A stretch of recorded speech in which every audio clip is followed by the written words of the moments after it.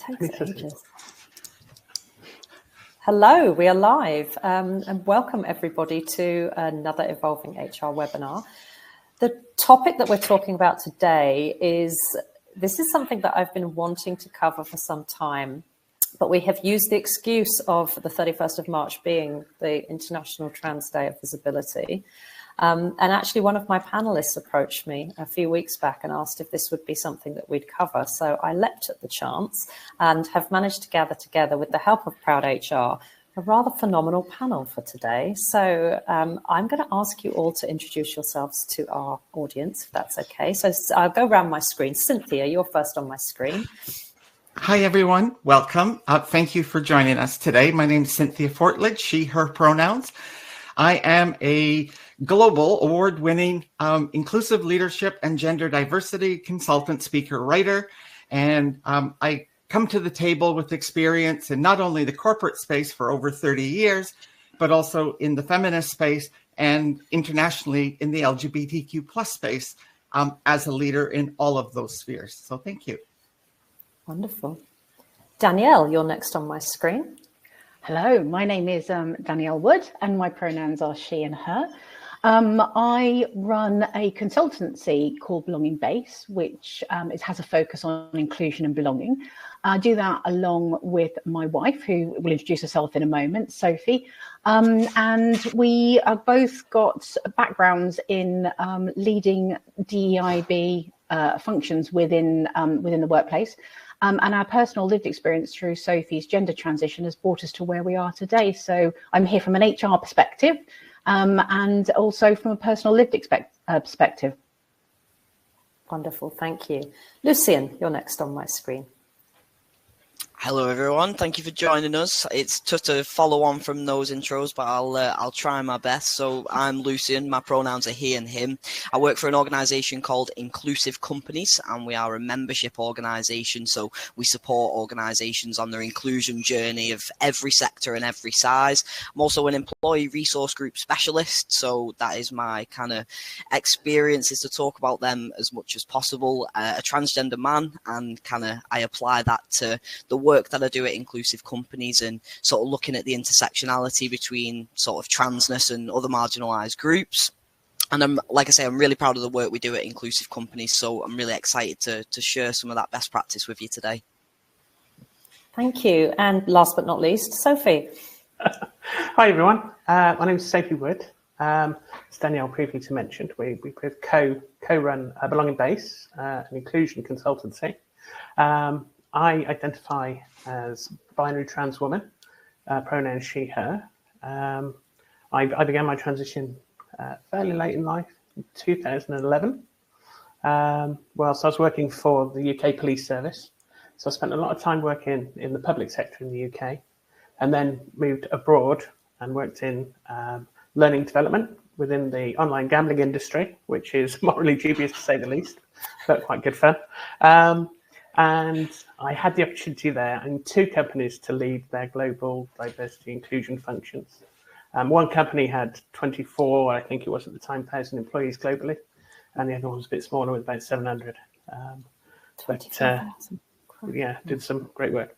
What have I done of note in the trans-related field? I was a contributor to the, Danielle, help me out. What's the CIPD? CIPD guidance. Supporting trans people in the workplace. So I was acknowledged in that document. So that's very cool. My goodness, such an enormous wealth of experience in the inclusion and diversity and equity space.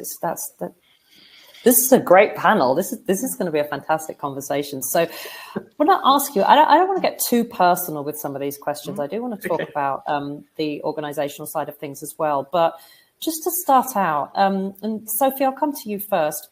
Have you had a particularly positive or negative experience with an employer that helped shape your career journey?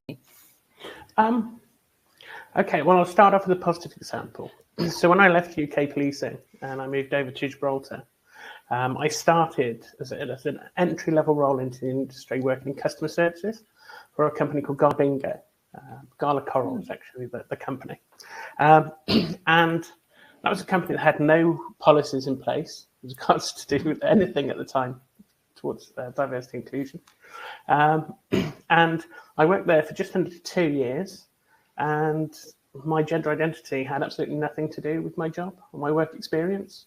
So I just enjoyed 2 years of work, just being, a dedicated employee like everybody else. So that was really positive. Negatively, I then moved to another company in Gibraltar, which I won't name, where one of my senior directors in the department I was working walked into the open office to mock the Spanish beauty pageant entry for Miss World. It's Miss Spain, who's a transgender woman, and made some really kind of horrible kind of jokes around her. It was a very embarrassing situation because everybody in the office was aware of my gender identity. So everybody was just kind of looking down at their computers and whatnot. So anyway, long story short, we resolved that issue through HR, and I had an exciting opportunity to have some educational contact with that individual, which was, I'm sure, gratefully received. So it was resolved positively. But of course, the impact on me was I did leave the organisation shortly after that because it wasn't somewhere on me. Oh, that's frustrating. And I understand from when I spoke to Danielle the other week, because you said in your introduction that your transition was quite late in life. You were with the Met at the time, weren't you? And I understand from Danielle that they actually handled it really well. Well, I was actually West Mercia Police, which is in the centre of the country. They handled it really, really well in terms of managing the transition experience. I was actually working in an open office with Danielle, who worked in the recruitment team. She was heading up the recruitment team. I was in learning development. We shared a huge office. So it was managing the experience for me and for Danielle. But it was dealt with great sensitivity. We were fully consulted. Myself and Danielle were the drivers of all the change that needed to happen. We were completely in control of the situation. And yeah, it worked really, really well for us. So kudos to West Mercia Police for sorting that out for us. Yeah. Cynthia, I'm going to come to you next because I know that absolutely was not your experience. So are you happy to share the experiences that you had? Yeah. So at the time when I came out, also late in life at the age of 50, I don't know what it is about 50 and these life epiphanies. But at the end of the day, it was I was a working executive, so a CIO, Chief Information Officer, which I always said the great thing about, being in the technology field as a woman was that the loos are always available, which is both sad and I hope slightly funny. And that really led to a lot of my work in the feminist space, which I led nationally in Canada, hence this accent. In that role, as an executive, if you would have asked me before, were we ready for someone like me to be on staff? Because we certainly had other diverse folks, even within what I love to call our rainbow community, they were definitely part of the staff. And so I just felt, well, we're ready, we'll handle it. But the reality was we weren't. We didn't have the policies. We hadn't put things together, which meant as I was coming to terms and dealing with my own gender transition, I also had the executive responsibility to deal with it. And you see, here's one of the things that a lot of people don't get that makes being an executive transitioning a little different. Being an executive as I was, and there were 6 of us on the team, I was very much known in industry, both in the technology field, but within our industry of international trade, professional services. And so my personal brand was directly associated with the organizational brand, which meant me coming out was a branding problem for the company. Long story short, we had to create all the communications, all the policies, all the guidelines, and I actually had to drive it. As an executive, I was given that responsibility, to put it together while I'm still living it at the same time. The end result. It's not like you had enough going on as it was, but yeah, I mean, wow. Along the way, getting your birth family that disowned you, losing a marriage of 32 years, it was an interesting moment. But one of the implications of an organization not being ready, and I know we'll get into detail, but I think for context, people need to know it. And that was that one of the things we ended up agreeing to was that for every meeting that I would be in, and that would be with, external, so customers, with industry, or at public, I had to come out every time, which meant in the first year of coming out and transitioning, I had to come out 700 times in that first year. And that was corporately. And the impact never really hit me until 2 years later, when I was very deep into therapy and it came up. But the end result was after I came out at 27 years of employment. After 30 years of employment, I left the organization with a non-disclosure agreement, which meant I can't tell you all the dirty stories and name the names. But what I can tell you is that legally I've been advised. I can tell you that everything boils down to, because I wasn't sure of my gender, how could I be sure of any executive level decision I make is ultimately the cause. They paid for the privilege to have me leave the organization, but that just added to all the other loss that I experienced at that time. And I obviously took a little time to figure out who I was and where I fit into things, which is what brings me here today, because the journey is always such an interesting, squiggly journey. Yeah. I'm slightly speechless. It's life. I know, but it kind of beggars belief that an organization could be that blind and that insensitive. Just that the whole idea to me that you had to come out 700 times in a year. Mm-hmm. Yep. I'm gonna move on to Lucian, because I'm literally like, yeah. Lucian, So, have you had some positive experiences? Yes, absolutely. So my experience was quite a positive one. Obviously, I'm 31. I came out when I was 24. I was a salesperson at the time. I'd sort of worked in sales my entire life. And I was working for a large corporate organization. And I remember one day I came in and there was like a leaflet on my desk, which was like a helpline for LGBTQ plus people, that kind of just a curriculum that was going around, kind of get involved with this. And I remember that was kind of the first signal for me that, okay, this is a safe space to come out. And I'd already been out in my personal life with my partner at the time and my close friends and family. So kind of that workplace bit was the last missing piece of the puzzle for me to actually medically transition. So it was a really positive experience. They didn't have all the answers, and kind of that shared experience that I'm sure we all have, which now kind of working for inclusive companies, I think when I reflect on my experience and how involved I was with shaping policies and shaping procedures, and while I'm grateful for it that it kind of gave me an entry into my career as a in DE&I think a lot of the time we're always going back to the trans individual and saying, okay, that's great, we support you, you do the policy, you tell us what needs to happen. And I think that is kind of a pitfall. So while my experience was a very positive one, I don't think at that time it should have been my responsibility to make sure I was supported at work. I think I was already going through quite a lot.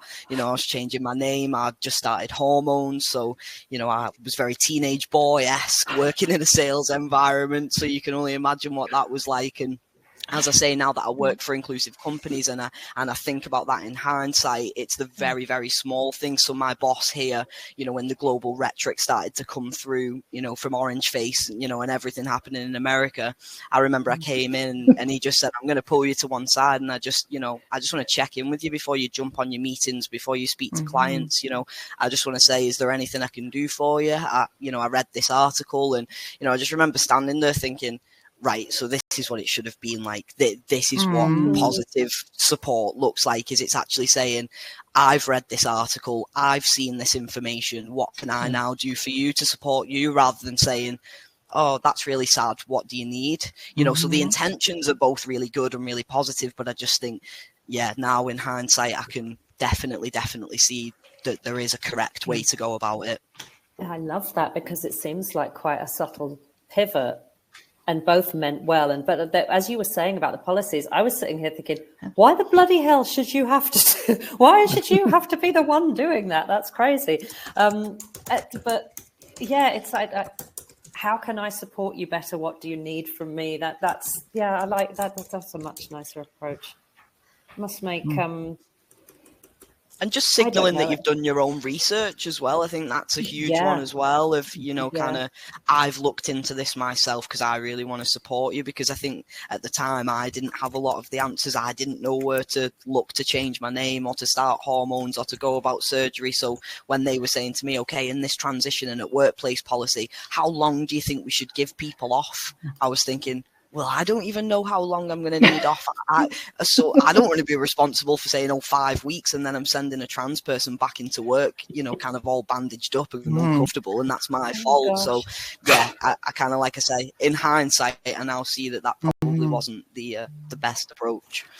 That's interesting, isn't it? Because I think when, you know, obviously there is a medical surgical element there that you just mentioned, and we have fixed periods of time off for people giving birth, but every single person who's ever given birth has had a different experience. And, you know, healing from a natural birth and healing from a vaginal birth versus a cesarean is a completely different process. So when you start thinking about, actually, because as you were saying that, I was like, well, it's ridiculous to know how long it's going to take someone to recover. And then I thought, well, we do it with everything else, because we have to put it in a pigeonhole, in a box. It's like, you get this amount of time. And again, like to reference America, they can only take 12 weeks off when they have babies, which blows my mind. And they have to use all their holiday and sick leave for it, which also blows my mind. But yeah, sorry, you're giving me loads to think about. This is great. Danielle, let me come to you as the spouse of somebody who transitioned, but it's a really interesting situation because you were both working in the same place. Yes. Was your experience with that employer, was it a positive experience or a negative experience? I think overall a good experience, but I think one of the things that they did well was that, as Sophie's alluded to, is they put us at the centre of things.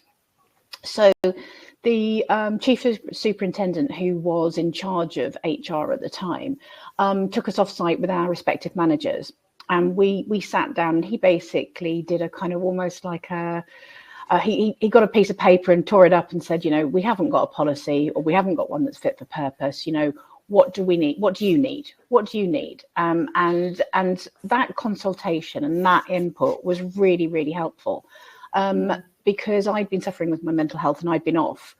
And it was about coming back to work and having to explain over and over again to people what was going on with Sophie, how I was feeling about it, trying to do some education around it, etc.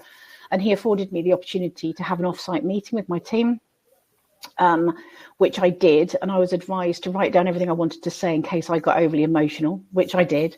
And I got overly emotional, but I still managed to get through it because of that. And then I empowered my team to go out and be ambassadors in the workplace. So I explained to them exactly what was going on, how I felt about it, what I was going to be doing. And therefore I said to them, go out and tell as many people as you can, so that I don't have to when I come back into work, because either people are going to keep asking me and I'm going to keep getting upset, or they're going to avoid me, and that's just as awkward.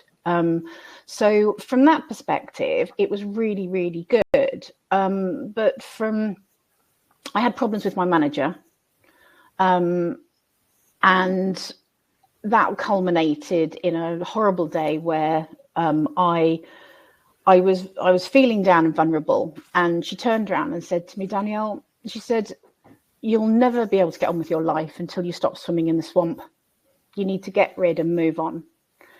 And I just couldn't believe my ears at the time.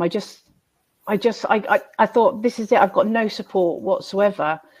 And I remember going to see my counsellor.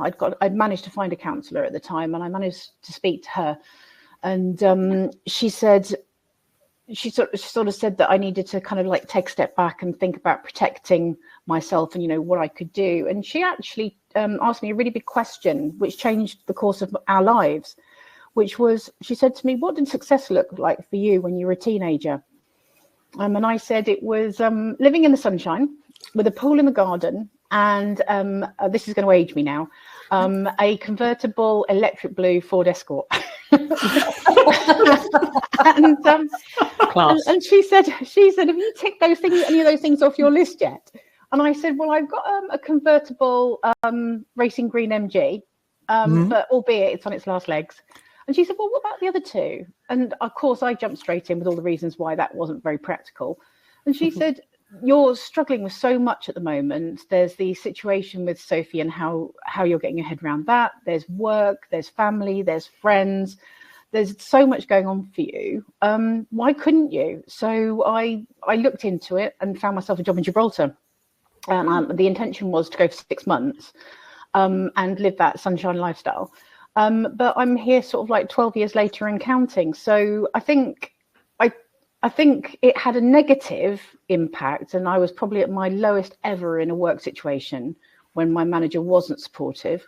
However, having said that, it turned into a positive because I've been able to live that life in the sunshine with the house and the pool. And also, it gave me the opportunity to grow my career on an international stage and train as a coach. So it had some positive outcomes. So, I mean, I would say my overall experience with the police, and I really want to stress this, was that the people at the top were supportive. It was just, but one bad apple can change your entire experience.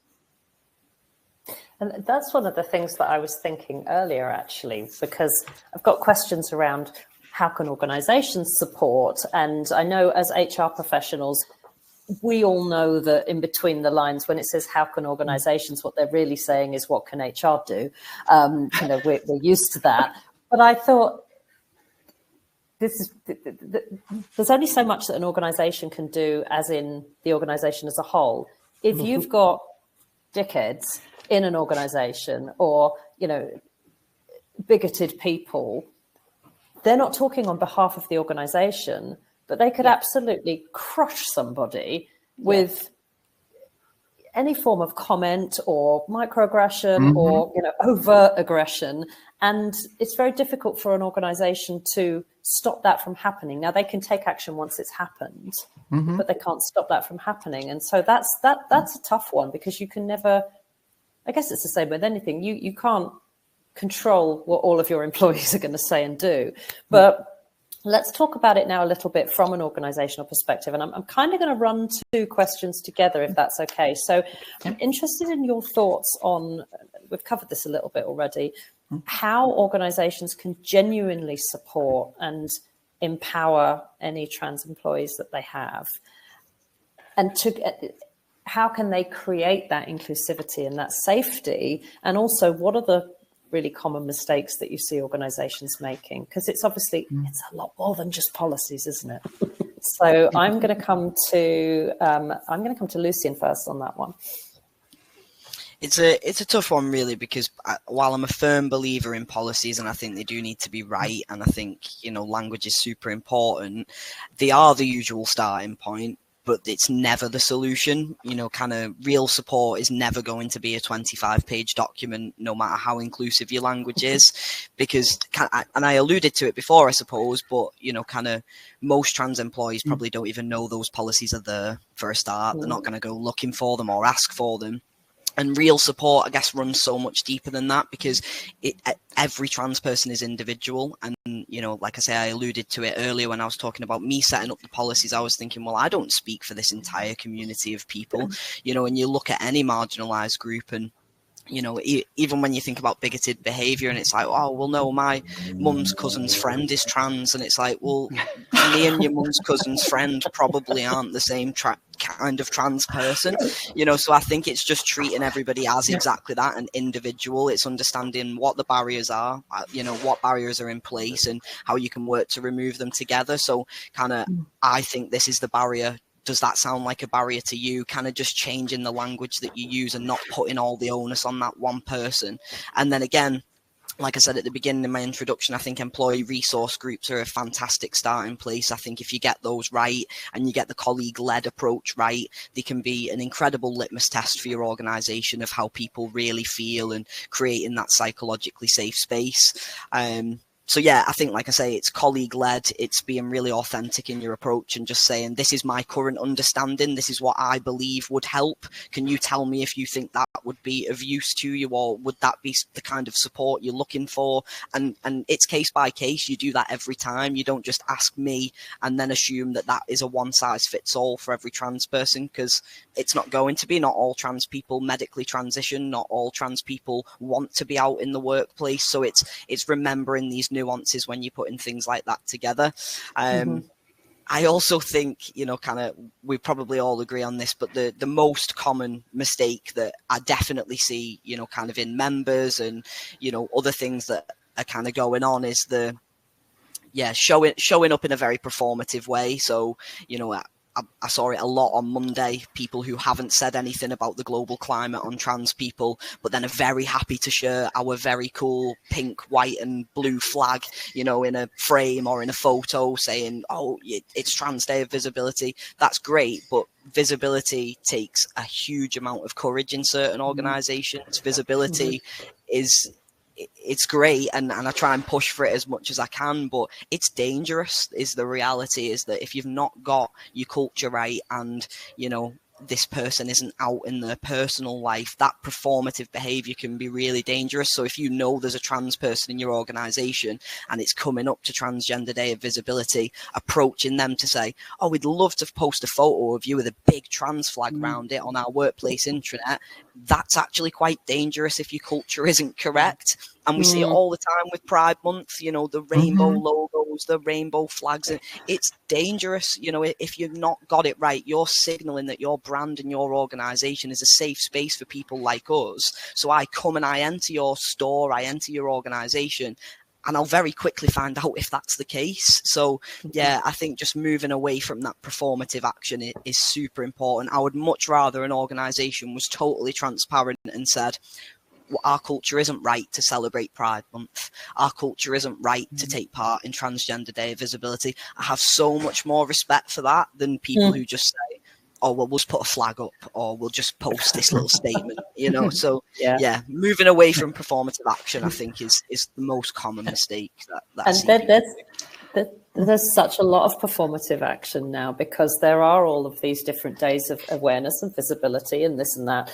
And I think people, because social media and because everything we do has to be visible to everybody now, a lot of organizations feel obliged to jump on every single one of those. And you see debate on LinkedIn around, you know, Black History Month and International Women's Day. People are like, yeah, you see it every year. It doesn't matter what the event is. There'll be organisations that we'll completely change our logo to rainbow for the whole of June, and then we'll go back to being homophobic assholes for the rest of the year. And I absolutely agree with you on that. It's like, do it and mean it.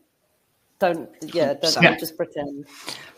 Cynthia, what are your thoughts on how genuine support and inclusivity can work, and again, some of the mistakes that people make? It might be slightly controversial, but I totally agree on the performative aspect, and I'd be happy if every company just stopped changing their logo, whether they're pink washing it or rainbow washing it. Just stop. Be who you are, and you know what? If you went, you know, we're an environment and we can't or we're not supporting trans people, I would rather you know that and that, you know, you're very forthright about it, because I think that's much more true. You know, we always use the word authentic. So I think that, so how do we deal with it? I think that I want to talk about it, the inclusion aspect of it, but probably the best way to do it is really to share with you my raison d'etre, which came from all of my experiences, right? So my raison d'etre, purpose for being, and it's a phrase that I've trademarked, and it's called acceptance without understanding. You see, regardless which marginalized group you might be talking about, and I always remind people, because of my very feminist background that I started with, because I was fighting for women's rights well before I ever fought for LGBTQ plus rights. And one of the aspects that comes from understanding that women are the largest group of marginalized people on this planet is the idea of acceptance without understanding. You don't need to understand my lived journey. You just need to know who I am. As I say to my friends of 30 odd years and that, you know, when we're talking about memories and stuff, don't refer to me for who I was or who you thought I was. Refer to me for who I am. And this idea of being present and dealing with acceptance. Now, look, we're human beings. We're curious. We want to ask all the inappropriate questions and some of the appropriate questions. But at the end of the day, they have nothing to do with this idea that we talk about of creating psychologically safe spaces, which is where inclusion can actually happen. And so the idea of suspending the judgment as human beings that we all carry and allow acceptance. And when I say acceptance, just to clarify, I do not mean agreement. You do not need to agree with my identity as a trans person. I also don't want you to tolerate, because that's just as bad to me performatively as the pink washing or rainbow washing. And so acceptance, saying, okay, we're coming to what I love to call from my executive experience, the messy middle. Because we're not going to either polarized point of view. We're going to the messy middle where we're going to talk about compromises and growing our understanding of each other, not to reach agreement, but just to be able to see each other as human beings. And so the process of acceptance without understanding allows us, when followed, to actually create a safe space to have those conversations, which can create a sense of belonging in having those conversations. But by doing so, you actually grow to acceptance with understanding. Again, no intent that it's an agreement. It's simply to get there. And, you know, aspects of trans women in change rooms or bathrooms, you know, still comes up. Yet it is factually one of the most insignificant parts of the entire conversation that we need to address, because at the end of the day, we need to talk about misogyny and sexism on top of the transphobia, which is just another layer. Yeah, I totally agree. Yeah. Sophie, what would you add to this discussion around what organizations can do to make people feel safer and more included, and again, some of the pitfalls? And Thomas has asked a really good question in the chat as well, but I'll come on to that in a second. Cool. I mean, I completely support and applaud everything that's been said so far. I think we're going to agree the hell out with each other on this session. I mean, in my experience, you know, if you want to create a truly inclusive culture, you've got to put in the hard yards. So you've actually got to get amongst people. You've got to be speaking to people on a team level, a supervisory level, kind of frontline, the middle management, all the people who always get missed. You know, they don't attend the leadership training, you know, for example. So leaders have a role. They can role model behaviors. That's absolutely fine. But what I'm all about is I firmly believe that a lot of education around trans people, around LGBTQ issues, are sometimes by their very nature exclusive, because you're actually kind of, you know, singling out this minority group that you're supporting. And some people don't get that because they're not part of that group and they feel alienated by it. And that sense of exclusion is weaponized by the right-wing politicians, yeah, and mainstream media with the same leanings.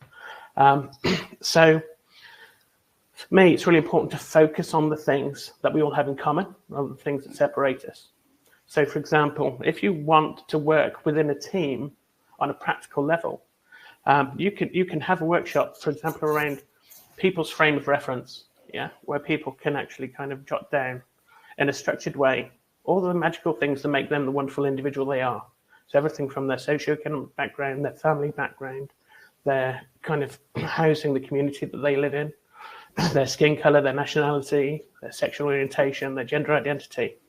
And then everybody's part of that conversation. And then the trans person can bring their lived experience into that conversation.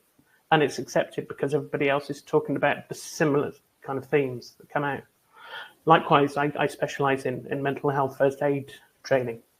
Now, everybody has mental health. So if I can engage in a workshop with a group of people and talk about people's mental health and things that impact their mental health, then again, you're creating a safe space for people who are in a minoritized group to contribute their experience and their story. And it's seen in that broader context, which by its very nature is inclusive because everybody's getting the opportunity to contribute at the same time. So I think that's the way forward in terms of education. It's bringing people on the journey together. The dial's not moved forward for the diversity and inclusion over the last few decades because we're always speaking in an echo chamber to the people who get diversity and inclusion. And we never address the 90% who don't give a shit about it. So this is a way of actually addressing that issue. And it's only by changing the hearts and minds of the people that don't care that we actually make progress. So that's where we're coming from as Belonging Base as an organisation. I love that. You're all giving me so many quotes I could use. It's just like headline after headline. I love it. I don't know, Sophie, did you see, did you see Thomas's question in the chat? It says, which I found this really interesting, it said, unfortunately, it doesn't seem that corporates are willing to be performative regarding the trans community. They do for the LGBT community in June. This is a real sign of the times, unfortunately. Would you agree? Yeah, I would agree. I think, this year, TDOV, Trans Day of Visibility, has been a big scary time for quite a lot of trans and non-binary people because, who wants to put themselves at risk? Because the climate that's being generated both in the US, but is being kind of shadowed overtly in the UK as well. You've got a whole media machine that is constantly oppressing and against the trans experience and non-binary experiences. You've got politicians who are complicit with the media, and there's this kind of, complicit agreement that politicians will get media support if they take certain stances on certain things. You only have to look at somebody like Wes Streeting, for example, who has anti-trans views in exchange for power and influence and for his own self-protection, probably as a gay man. Against that media narrative. So there's a huge amount of oppression. So it feels very kind of intimidating and scary to be a trans person at the moment. And unfortunately, that is then exacerbated by corporations taking a big step backwards. Because they don't have the actual will and the desire and the actual true, authentic support of the trans community. Have you seen that shift? Have you noticed that step backwards? Absolutely, yeah. Danielle I'll ask that of all of you because you all work in this space. Yeah. You feel it. Yeah, really. Last year we had quite a few people engage with us in terms of delivering sessions on trans awareness, because one of the things that we found is that generally in human nature, if you're not familiar with something, you have a kind of like a natural wariness around it, and therefore. I think the statistic, in the UK is something like over 60% of people do not know or have never met anyone who's transgender. So therefore, what their views and opinions are based on the negative rhetoric that is in the press. And so therefore, we try to get out there to speak to those people to sort of bring them into the knowledge that, this is just another human being getting on with their lives, trying to form those human to human connections. And as I say, we had no paid engagements this year for TD Ovi, nothing. Nobody approached us about doing an engagement this year, which we found hugely sad, really, that none of the people that we would expect to come forward and engage in that did. And I think that is an indicator for us, on the basis that we had approaches last year and we were asked to speak, and not so much this year. But it's those, as I think Cynthia mentioned before, about the human to human connections. It's that bringing people together and enabling them to just appreciate that if you have a transgender person in your life, they're no different to anyone else. I mean, I keep explaining to people that, you know, I've been through a relationship with Sophie. We've been together for over 32 years. 19 of those we were husband and wife. And how I describe it is that she's exactly the same person, just in different packaging. And, you know, I can't say it any more simply than that. But people do get uncomfortable. They're uncomfortable about saying the wrong thing. They're uncomfortable at interacting. They don't know what questions to ask, etc. But they're just another human being. Be respectful. Chat to somebody who's transgender. It's not difficult. It's just those human to human connections. We're all different. If you remember, at the end of the day, we're all different and we're all unique. Everybody is. So, you know, you might find you have something immediately in common. Yeah, I mean, I think you're being very kind to people there, Danielle. I think another underlying reason is exactly speaking to Cynthia's point, which is this socialized misogyny that exists both within men and women across the globe. And so the concept of a trans woman is really confronting and challenging to people who have internalized misogyny as part of their kind of frame of reference and their kind of innate kind of value system that they've grown up with.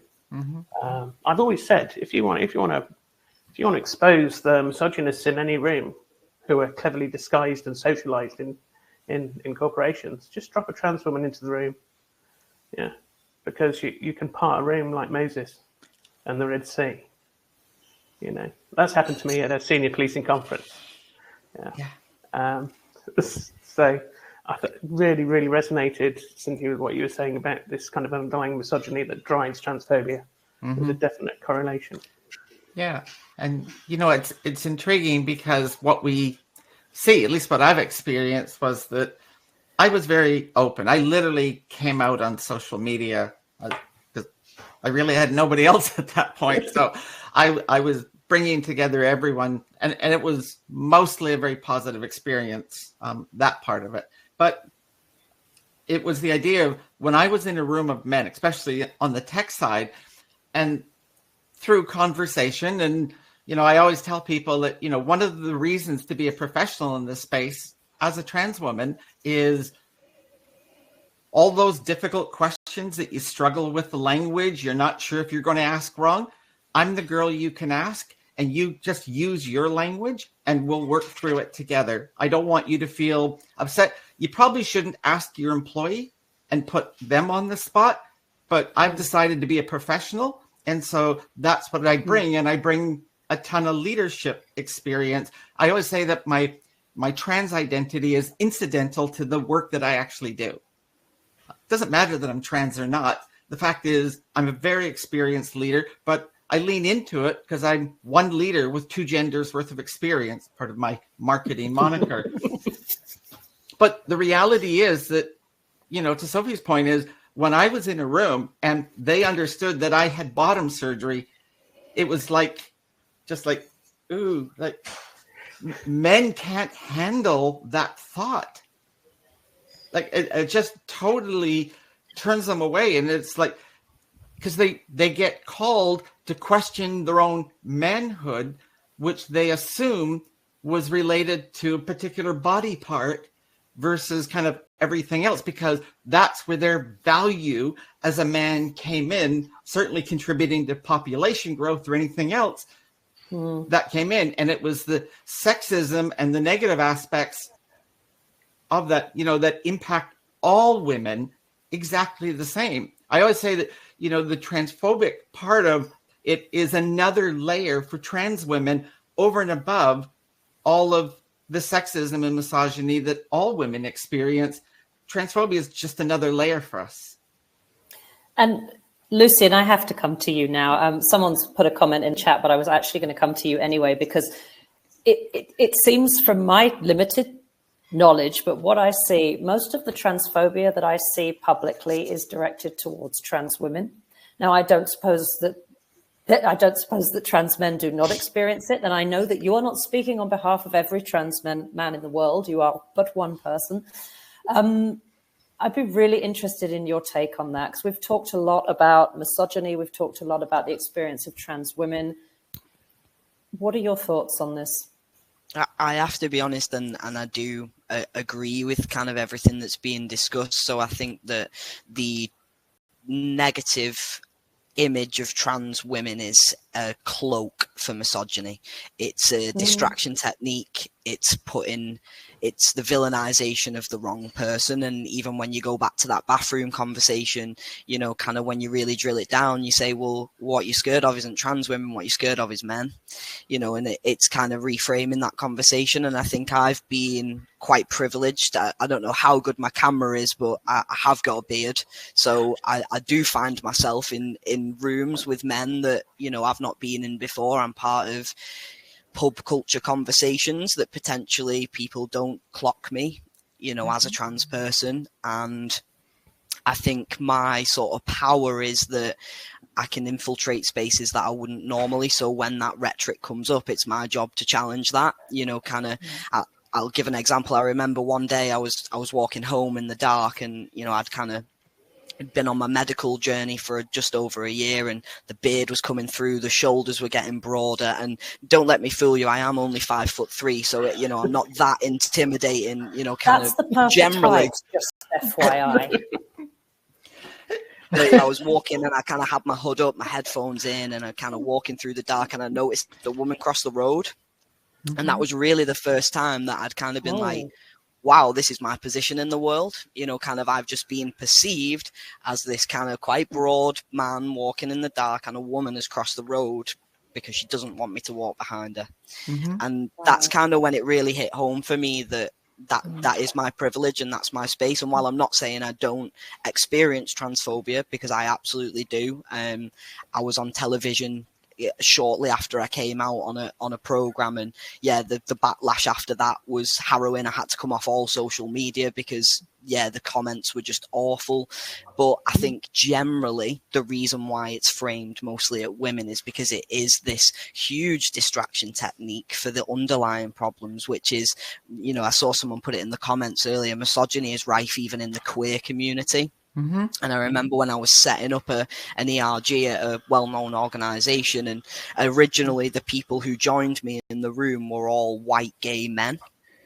And I was really trying to unpack why there was no intersectionality, because I'd seen the data for this organisation, and I knew that there were trans women, I knew that there were lesbian women, I knew that there was non-binary people, and I just thought, where are they? Why are they not showing up in this space? And it was because it was a very masculine environment. So, you know, on one hand, it's like, well, I'm gay, you know, this business is great, you know, they don't do anything wrong. And I think sometimes it's how even if you're part of a marginalized group, sometimes it's really difficult to zoom out and understand that you have privilege, because you're facing that, you know, sometimes the same discrimination. You don't feel privileged because you're part of a marginalized group, but actually as a white straight man, you know, who's sometimes cis passing, who has a female partner, you know, so my perception from the outside world is, it's difficult, because I think, that is my role that I play is kind of reframing them conversations when men are saying things about trans women, or, you know, the conversation about sport comes up, or the bathroom, or whatever it might be. It's my job to say,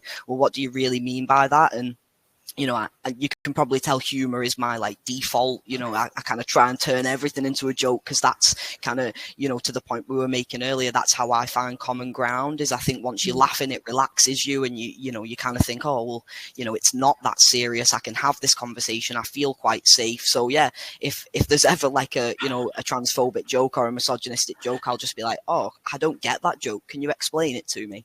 I didn't understand it. Can you explain what you mean by that joke? And then seeing the panic in a grown man trying to unpack what he actually meant by that, it's kind of like, well, there's your issue. I don't think you know what you meant by that joke. I don't think you know what you mean by that comment. And yeah, it's the same with the bathroom thing. It's like your fear and your concerns aren't with trans women, they are with men, and here's how I can help you understand that as a man in the world.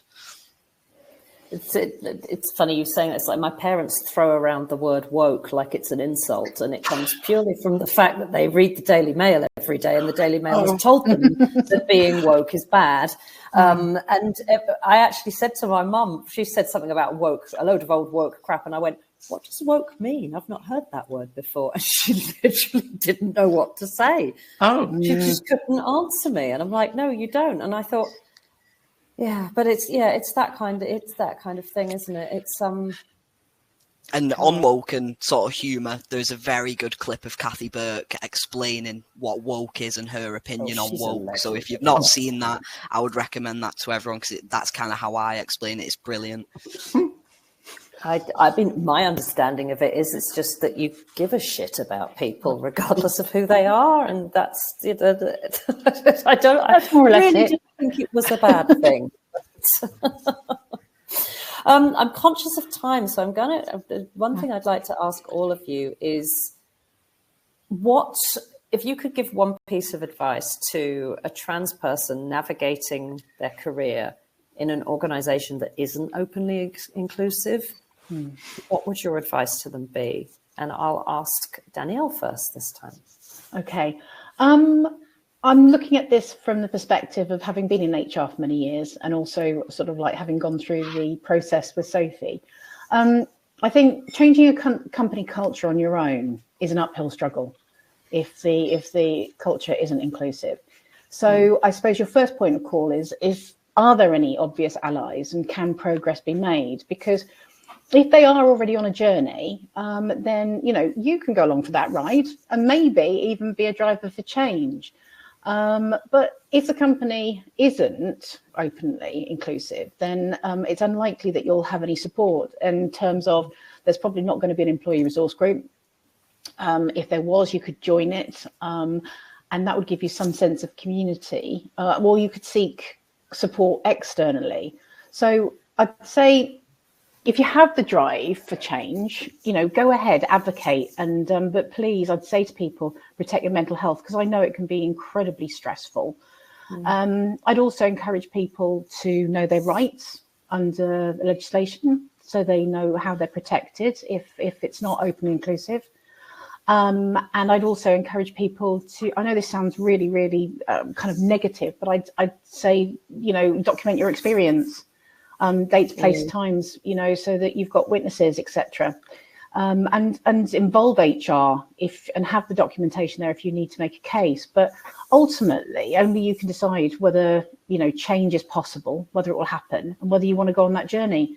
And if you don't, I don't think it's necessarily a bad thing. If you don't feel like change is possible, then build on your skills, network, look at other options. Because you've got to prioritise your happiness. And I'd say look at Stonewall's top employers list, Trans in the City, and Out and Equal also identify inclusive workplaces for you. You could look through that. And also you could reach out to help through an agency. I've got, I know recently I've come across somebody called Lucia Blake, who runs Transpire Talent, who's the first UK's first recruitment agency that specialises in helping companies attract and retain people who are trans identifying. So there's all those kind of support mechanisms out there now online, so that you can sort of like reach out and get the support and help you need. Cynthia, what would you add to that in terms of advice to somebody? To someone that's considering coming out or transitioning? To somebody who's in a workplace where they don't think they would be able to say anything, or they don't think it would be well received. Yeah, it's, the trite answer would be it gets better. It does. Even today, it will get better. But But I think that the reality is that, as Danielle was saying, like, you've got to protect yourself first and foremost in all of the ways that she outlined. I think that, you also need to find your circle. And when we talk about this in a company setting, people think, oh, well, my manager or my coworker, but what about your circle outside of work, right? What is your support? Like, I've been hired a few times because I'm a certified mentor to come in and kind of buddy up with somebody to be part of their support network that the company's providing in helping them through it, or helping their team through the experience of them coming out. And so, having my experience at the table allows them to lean in and to deal with it. And again, those are, of course, companies that would get it. If they don't, I mean, I was part of the executive team designing actually an intentional culture, but inclusion was not a foundational element. And the problem is that meant I helped design a culture where inclusion was not fundamentally a part of it. And it was a culture where I didn't belong in the end after transitioning. God.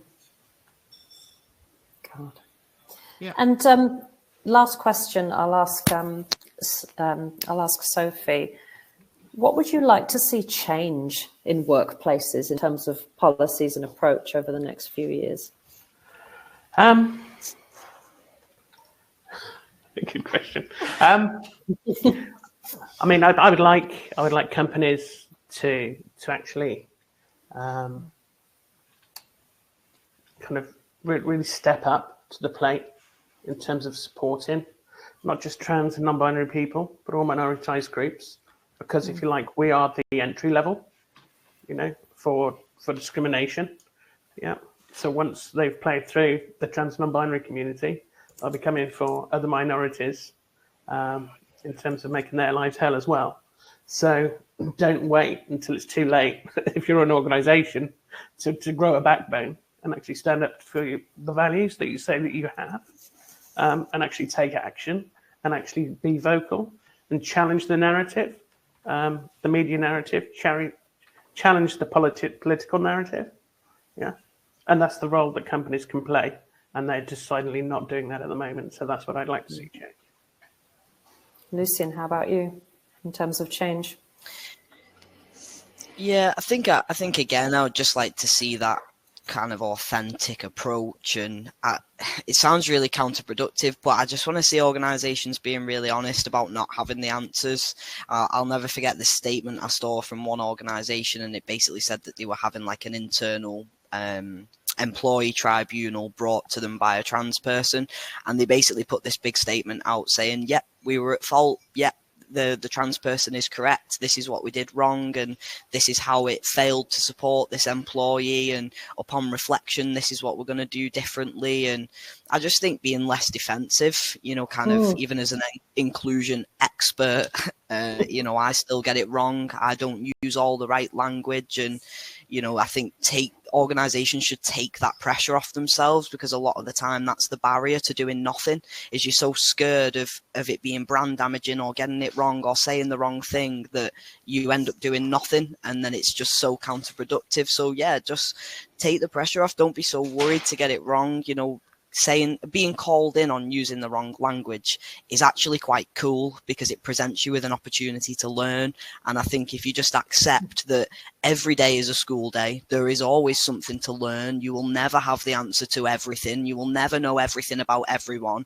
It just makes interacting with the world just so much nicer. I think there's live every day as though it's your last, but my approach is very much live every day as though it's your first, and you are interacting with everything for the first time. It helps you remove your unconscious bias. It helps your lived experience take a back seat sometimes. I'm very guilty that if I see somebody being what I perceive as transphobic, I can feel the fire, like acid reflux coming up my body, and I'm like ready to get on the keyboard. But then I remember that that's probably not the best approach, and that person's probably not going to learn anything. So I slide into the DMs and I say, hey, I'd love to set up a call with you. I'd love to have a chat with you. And yeah, so just take some of the pressure off. It's okay to get it wrong. Learning is cool.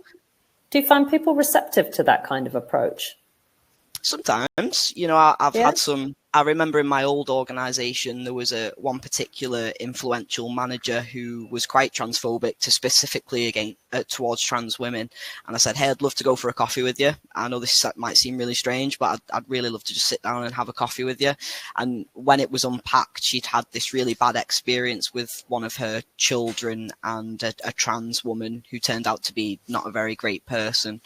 And we sort of had this conversation around, okay, well, if you look at a criminal and you profile a criminal, does that mean everybody who looks and sounds and acts like that criminal is also a criminal? And she was like, well, no. And I was like, and can you see how the media use young black men and paint them into be a rhetoric that they're all criminals and they're all bad men? And can you see the negative impact that'll have on an employer trying to employ a young black man? And, she did. She came up, she gave me a hug at the end. She was really receptive. She said, I understand where you're coming from more. And I also, to Cynthia's point, though, I don't think that that's everyone's emotional labour. And I think you shouldn't have to understand everything about everything to be respectful of it. But sometimes if somebody's lived experience is very negative, I can understand why that would shape their opinions. And if all you've interacted with in your life is this right-wing, horrible media, and then you got this little 5'3" trans guy saying, is it really like that?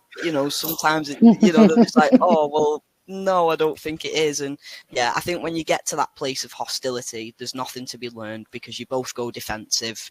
The communication cycle is broken. So yeah, while not everybody takes me up on it, I think I'm proud that I offer that olive branch, and those who have taken me up on it, I like to think that, it's been a tea time conversation and that they've learned something. So yeah, I'm always open for them sorts of chats with anybody. It's a very commendable and brave thing to do, and it's also not your responsibility. Absolutely not. Again, but the fact that you do that and you've had some really productive conversations out of it that's great. It's really great. And I think, like we said before, we're not going to progress with the people who haven't been coming on the inclusion journey for the last 10 years if we don't start to target that 80% of people who've got pre-opinions on things. And yeah, we're not going to culturally change if we don't try and involve those people. So yeah I could talk about this for hours. I am we're out of time. I'm so sorry. Thank you so much, all of you, for coming along today. I feel like this has been a really, really helpful conversation. The comments that I've seen from the people listening have been overwhelmingly positive, and I hope we've raised awareness for people. I hope we've given people things to think about. I'm going to download the audio of this because I want to pull out some of the quotes that we had. So there will be a LinkedIn post incoming.